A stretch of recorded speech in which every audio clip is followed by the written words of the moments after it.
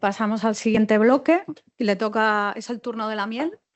Y empezamos este bloque hablando de apicultura natural y biodinámica que se ha hecho en el proyecto Inforest y nos lo viene a contar Samuel Cerrudo, de Apícula.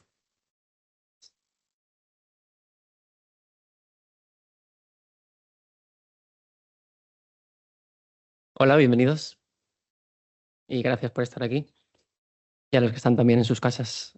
Bueno, voy a hablar de mis acciones que se han ejecutado en Pozorrubielos de la Mancha. Este proyecto se ha desglosado en 3 pilares fundamentales, que son, quizá los nombres los tenemos muy escuchados, pero la profundidad de los mismos es donde tenemos esa particularidad. Uno es la regeneración, otro es la reeducación y otro la revalorización. Voy a ir explicando de manera lo más rápida posible cuáles son las acciones que se han ejecutado en cada bloque. Y bueno, vamos allá. Empezamos con el bloque de regeneración. El bloque de regeneración, como os he dicho, estamos ubicados en Pozorrubielos de la Mancha, que es un pequeño municipio con apenas 250 habitantes, que es una mancomunidad de 3. Y concretamente nuestra finca está muy cerca de la Sotera de Alarcón, que es una zona que está protegida por Red Natura. Y bueno, a pesar de que esa característica pueda ser un inconveniente, nosotros hemos convergido perfectamente con las instituciones, con Red Natura, para trasladarles los objetivos de este proyecto y de la finca, y han colaborado con total disponibilidad y rapidez. Lo primero que hicimos fue un análisis del contexto del ecosistema. Lo primero de todo, al final, que no se nos olvide que todo esto tiene que ver con la apicultura, aunque parezca que lo que estoy contando se desvía. Al final es la base de la apicultura y la apicultura es una excusa para hacer todo esto. Ese análisis basado en el ecosistema, que básicamente lo que buscamos son las fugas de agua. Si no encontramos esas fugas de agua, sobre todo en un contexto como el nuestro, en Castilla-La Mancha, que es una zona muy árida, de clima continental, pero cada año, como todos sabemos, los patrones están muy alterados y son épocas de mucha sequía durante mucho tiempo. Y bueno, es perjudicial no solamente para la sucesión natural, para los ecosistemas, sino para las propias abejas y los polinizadores que se hallan en el ecosistema. Entonces, como podéis ver en esta imagen, hicimos con un topógrafo, marcamos las cotas de nivel para poder hacer todas estas canalizaciones y estanques.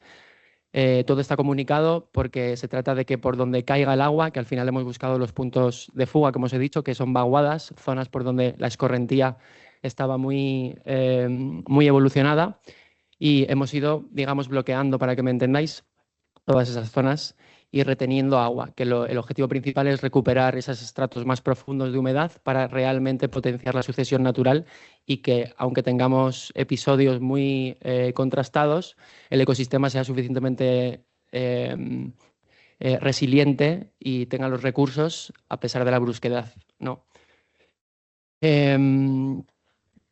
También después de hacer este análisis hídrico, era fundamental entender que el ecosistema, por ejemplo, en nuestra zona, hay estudios muy interesantes que hablan que los pinos alepensis, la hojarasca de los pinos alepensis, en muchísima concentración, lo que hacen es inhibir la sucesión natural incluso de su propia especie, y esto es clave entenderlo para poder diagnosticar y ejecutar un clareo dentro de la finca. Este clareo se hizo con el objetivo de repartir la energía, para que me entendáis, una energía que estaba acaparada por árboles no solamente muy envejecidos, sino también algunos en estados un poco carentes morfológicamente y que llevaban mucho tiempo petrificados, es decir, que les costaba evolucionar de un año para otro con su ciclo vegetativo.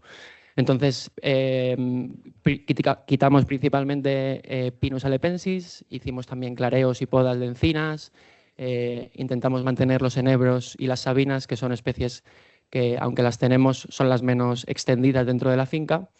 Y, a su vez, una vez que habíamos quitado toda esa energía, lo que hicimos fue empezar a reforestar.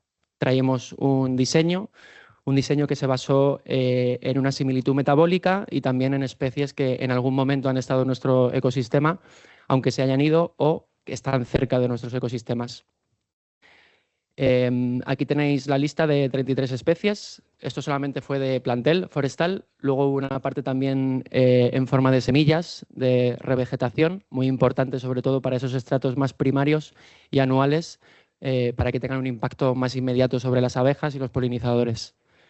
Como podéis ver, hay zonas entre pinares que hicimos clareos, que lo que hicimos fue rediseñar también en base a las curvas de nivel esos bancales donde se va sembrando y se van poniendo bombas de semillas para que el propio ecosistema responda a todas esas semillas de manera democrática y elija el rol que necesita en cada momento.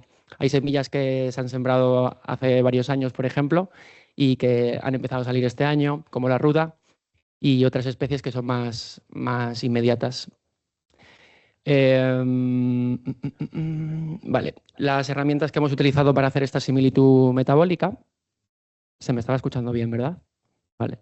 Es una base de datos que está, por ejemplo, en el Ministerio de Agricultura de Estados Unidos, que la digo porque creo que es una herramienta interesante a la hora de diseñar o tener esa idea de diseño agroforestal.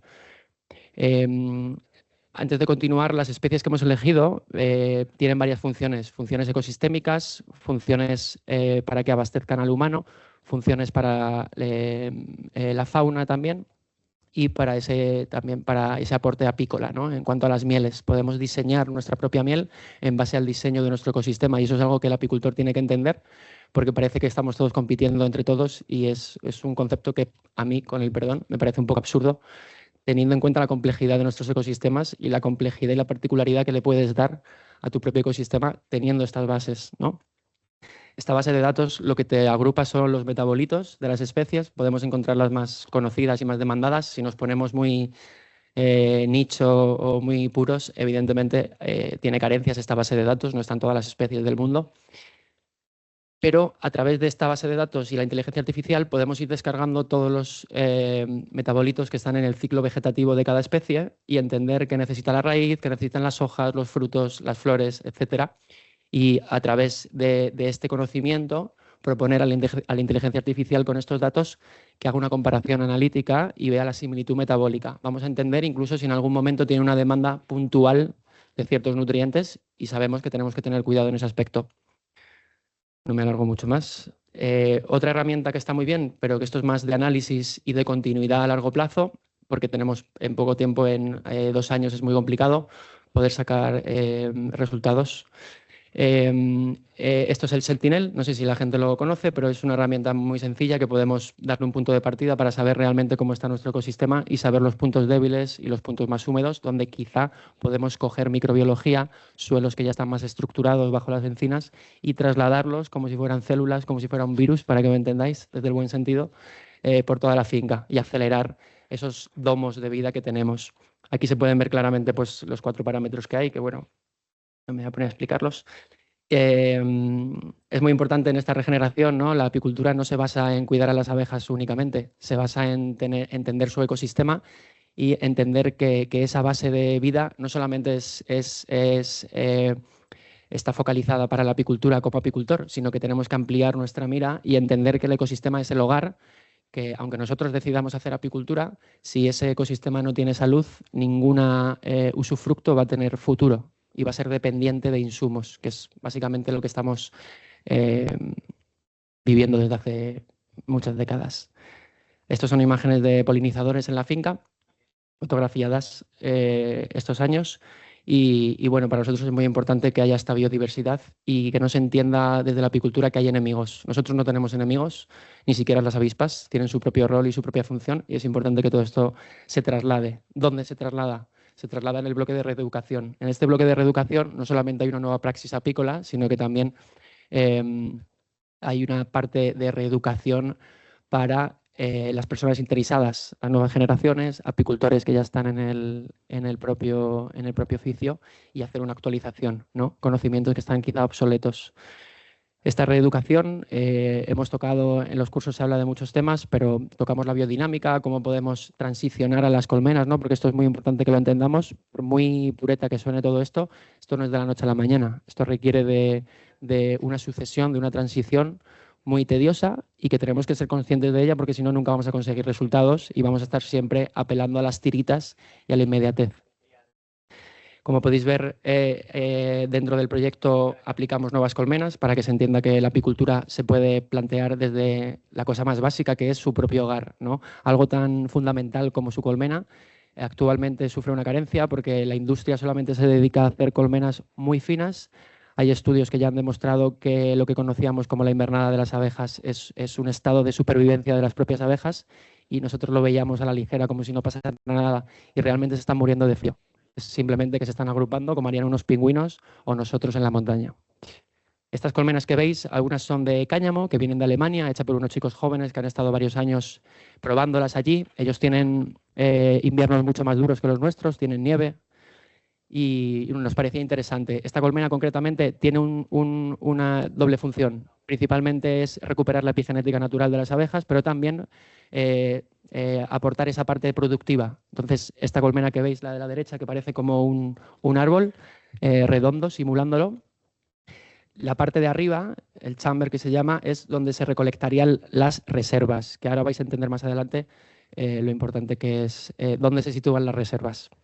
La otra colmena vienen de Francia, de unos artesanos que hacen colmenas más gruesas y también respetando la geometría regular de las propias abejas, pero las abejas buscan, como podéis ver en esa imagen, eso es un enjambre natural que está en Cuenca, en la Sierra Alta de Cuenca, y es fascinante poder encontrármelo cuando estuve paseando el año pasado y bueno, me dieron el aviso, la verdad, porque yo no suelo pasear por allí, no os voy a mentir. Y entonces fui exclusivamente a verlo y a entender, ¿no? Y aquí se ejemplifican muchísimas cosas que sobre la teoría también está, aunque esté escondido, como esa forma esférica. Por eso es muy importante que las colmenas sean regulares. Regular, ¿qué quiero decir? Que sean cuadradas, circulares, que tengan geometría regular para que no haya espacios muertos. Este es otro tipo de colmena también. Esta es la colmena que usamos para sobre todo la parte más didáctica cuando se dan los cursos y los talleres. Que en este bloque de reeducación uno de los indicadores eran dar 4 cursos intensivos a emprendedores o gente que estaba ya en el sector de la apicultura y 6 talleres para todos los públicos para concienciar, porque de nada sirve que el productor esté concienciado si el consumidor no está concienciado, es decir, todos los eslabones de la cadena. Esta colmena es una colmena tipo Warre, es una colmena también cuadrada, como podéis ver las ventanas, y está hecha enfocada. Es productiva también, pero está enfocada para... Estos son los talleres y cursos que dimos. Aquí vais a ver pues, lo que os indicaba. Valga la redundancia, estos son los indicadores del bloque de reeducación. 4 cursos, 6 talleres. Más de 50 personas han pasado ya. Estamos terminando el último curso intensivo este fin de semana y el último taller de todos el 13 de diciembre.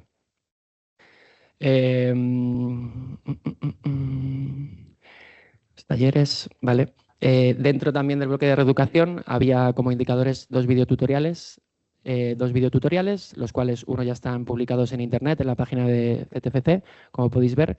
El tráiler también. Estamos grabando un documental de todo el proyecto para que se entienda realmente toda la trascendencia que tiene cada fase, porque en 15 minutos, ni siquiera en 15 días, te da tiempo a contar todo lo que tiene. Si quieres no lo pongas, porque no va a haber tiempo, y esos 2 minutos son valiosísimos para mí.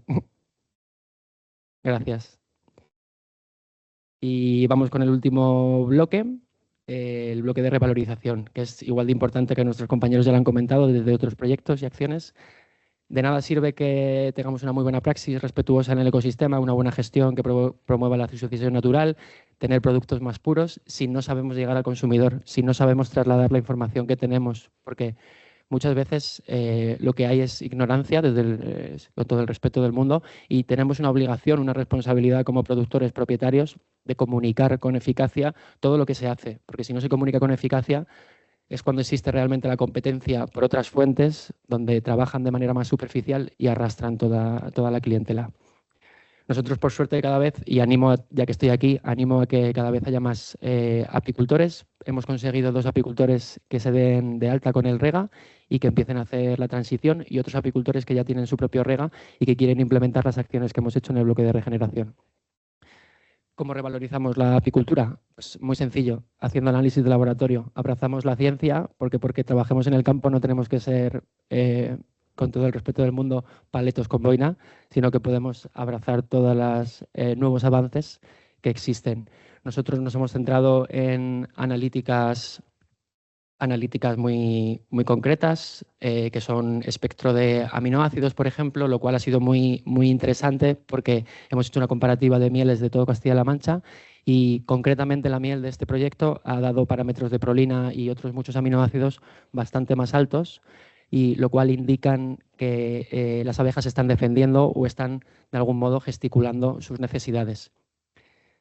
Otros parámetros, grupo de vitaminas B12, vitamina D, en fin, toda esa parte es muy importante que el apicultor las entienda a través de los cursos que hemos realizado.